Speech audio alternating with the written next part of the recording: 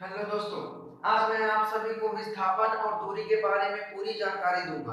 तो चलिए स्टार्ट करते हैं। पहला टॉपिक है दूरी।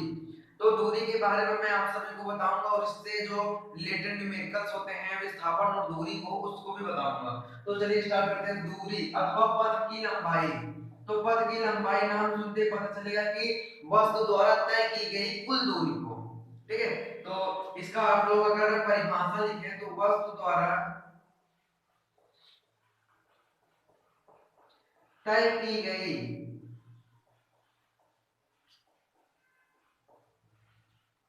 तय की गई कुल दूरी।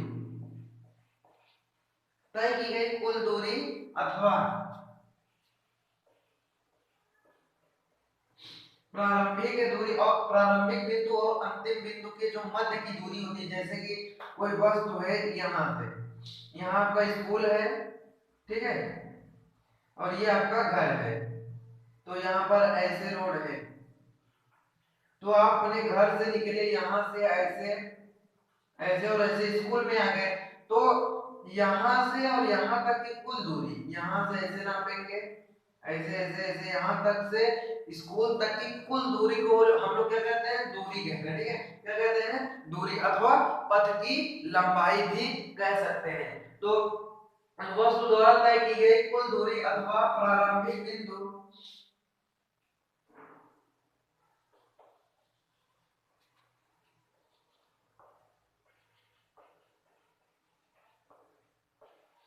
और अंतिम बिंदु के बीच की दूरी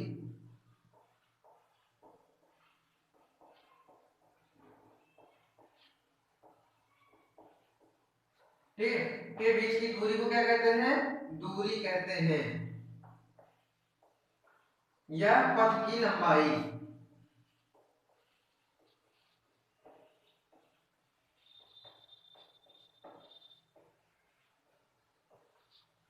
ठीक है।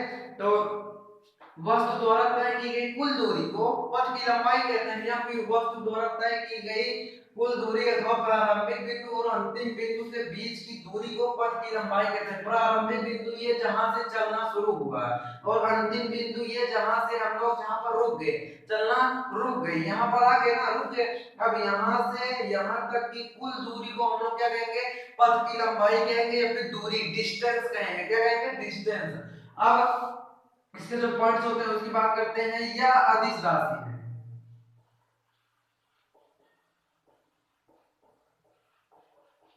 यह अदिश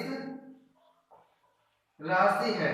इसका मतलब क्या होता है कि अदिश में केवल परिमाण होता है, दिशा नहीं होता। देख रहे ना, कभी ऐसे आया, फिर ऐसे, फिर ऐसे, फिर ऐसे, फिर ऐसे चला जाएगा, किधर भी किसी भी तरफ ये चला जाएगा, मतलब इसमें दिशा होती ही नहीं है। तो यह अदिश राशि है, इसका परिमाण होता है,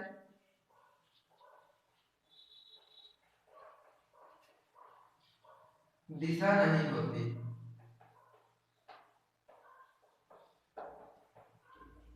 दिशा नहीं होती है।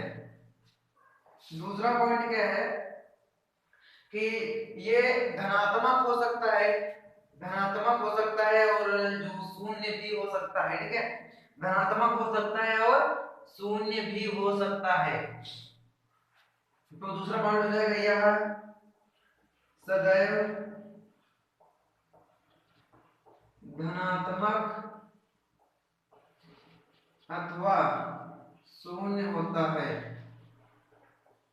मतलब जो दूरी का मान होता है वो कभी आप निगेटिव में नहीं देखेंगे। 2 किलोमीटर, 10 किलोमीटर, 20 किलोमीटर की ऐसे सुने, -20 किलोमीटर कभी सुने हैं? नहीं ना, 20 किलोमीटर। तो जिस इसमें दिशा होती है ऐसे ऐसे ऐसे। तो अगर आप लोग इधर जाएंगे तो माइनस तो होगा नहीं ना, इसमें तो क्या है कि दिशा इसमें नहीं होती। चाहे जिस तरफ आप चले जाएं, ऐसे आ गए, ऐसे ऐसे ऐसे, चाहे जिस तरफ चले, ऋणात्मक इसमें होता ही नहीं है, धनात्मक होता है और शून्य होता है। और तीसरा पॉइंट क्या है? एसआई मात्रक इसका मीटर होता है।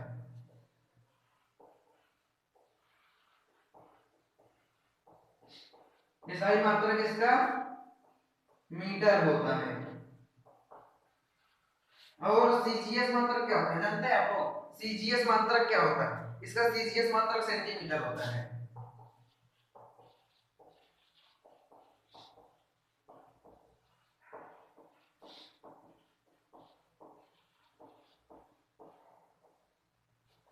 इसका सीजीएस मात्रक सेंटीमीटर। ये हो गया पूरा दूरी का जो है डिफिनेशन से, या फिर आप जो भी कह लीजिए पूरा दूरी का ही है। यह अदिश राशि है, इसका परिमाण होता है और दिशा नहीं होती है, ठीक है। तो वस्तु द्वारा तय की गई प्रारंभिक बिंदु या वस्तु द्वारा तय की गई कुल दूरी को हम लोग क्या कहते हैं? पथ की लंबाई कहते हैं, ठीक है। वस्तु द्वारा प्रारंभिक एवं अंतिम बिंदु के बीच की दूरी को पथ की लंबाई या दूरी कहते हैं। यह अदिश राशि है, यह सदैव धनात्मक और शून्य हो सकता है। जैसे हम लोग यहाँ हम लोग चले ही नहीं तो हमारी दूरी कितनी हुई? शून्य हो गई ना। एसआई मात्रक इसका मीटर होता है, सीजीएस मात्रक इसका सेंटीमीटर होता है। अब हम लोग बात करते हैं विस्थापन की। इसके विस्थापन की बात करते हैं, विस्थापन की। दूसरा पॉइंट क्या है? विस्थापन, डिस्प्लेसमेंट।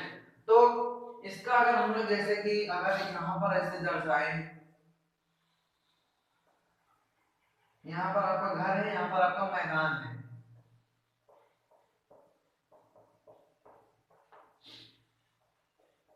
यहाँ पर रोहित घर से गया खेलने, ठीक है। रोहित ऐसे गया, ऐसे गया, ऐसे गया, ऐसे। तो प्रारंभिक बिंदु और अंतिम बिंदु के बीच की दूरी को हम लोग क्या कहते हैं? पथ की लंबाई या दूरी कहते हैं। लेकिन प्रारंभिक एवं अंतिम बिंदु के बीच की न्यूनतम दूरी को, कम से कम दूरी को हम लोग क्या कहते हैं? जैसे यहाँ से अगर ले, यहाँ कुछ भी हो, तालाब हो, घर हो, गड्ढे हो, सब तोड़ता फोड़ता अगर ऐसे सीधे एकदम कम से कम लंबाई से सीधे, ऐसे आप मान लीजिए आप स्कूल जा रहे हैं, ऐसे रास्ता है, ऐसे ऐसे, तो आप ऐसे सीधे कुछ भी आए, घर आए, झोपड़ा आए, झोपड़ी आए, चाहे जो भी आए, उसको ऐसे तोड़ते तोड़ते ऐसे सीधा सीधा कम से कम ये 10 किलोमीटर, ये 7 किलोमीटर ही होगा, ठीक है। तो हम लोग लिखते हैं इसको, वस्तु द्वारा तय की गई कुल दूरी या फिर वस्तु द्वारा प्रारंभ, वस्तु द्वारा ऐसे, वस्तु द्वारा प्रारंभिक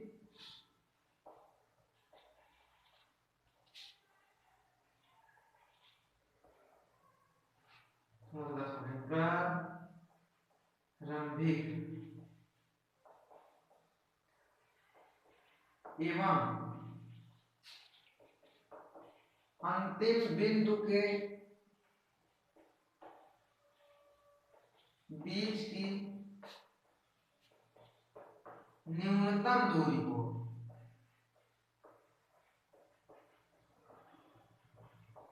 क्या कहते हैं? हम लोग विस्थापन कहते हैं।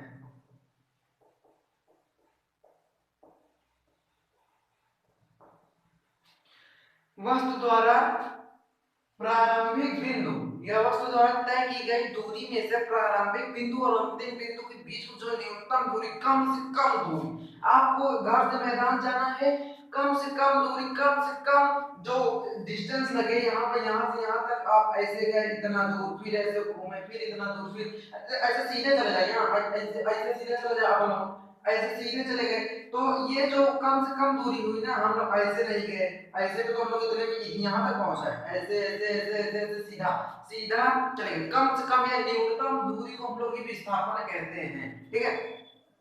ये क्या होती है? यह सदिश होती है, यह सदिश होती है, इसमें दिशा होता है।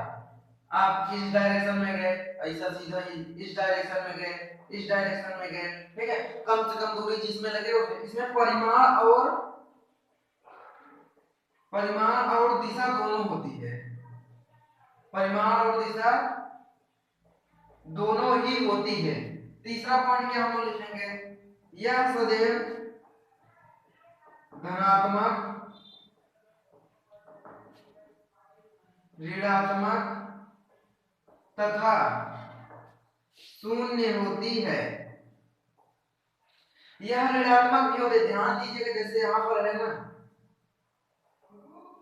यहाँ पर बिंदु कोई O है, ये A है और ये B है, तो आपको जैसे ऐसा दूरी है, आपको ऐसा यहाँ पर स्कूल है आपका, तो आप ऐसा ना करके ऐसे जाए ना, कम से कम दूरी तो ऐसे हो गया ना, ये विस्थापन हो गया, तो इधर आप गए धनात्मक, फिर आपको यहाँ से ऐसे ऐसे ऐसे चौराहे से ऐसे घूमकर यहाँ आना है, तो हम लोग ऐसे ऐसे ही आ जाए वापस ना, ऐसे वापस आ जाए, तो इस डायरेक्शन में आ रहे हैं यहाँ, -1 -2 +1 2 3 4, तो इधर माइनस तरफ भी आ गए ना, तो ऐसा क्या दूरी में ऐसा नहीं होता, चाहे जिधर आप घूम जाए, तो यह हो गया ऋणात्मक होता है, इसका एसआई मात्रक मीटर ही होगा क्योंकि एक तरफ से दूरी ही है, और इसका सीजीएस मात्रक भी सेंटीमीटर ही होगा,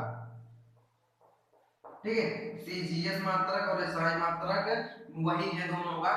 तो अगर एक न्यूमेरिकल्स आपको दे दूं, जैसे कि लिखे आप रोहित घर से स्कूल, ठीक है, रोहित घर से स्कूल, या फिर आप कह सकते हैं कोई बच्चा है जो कि बिंदु ए से चलना स्टार्ट करता है, आप लोग लिखिए कोई बच्चा है जो बिंदु ए से चलना स्टार्ट करता है, वह बिंदु बी से होकर बिंदु सी तक जाता है, ये जो इसकी आपको बिंदु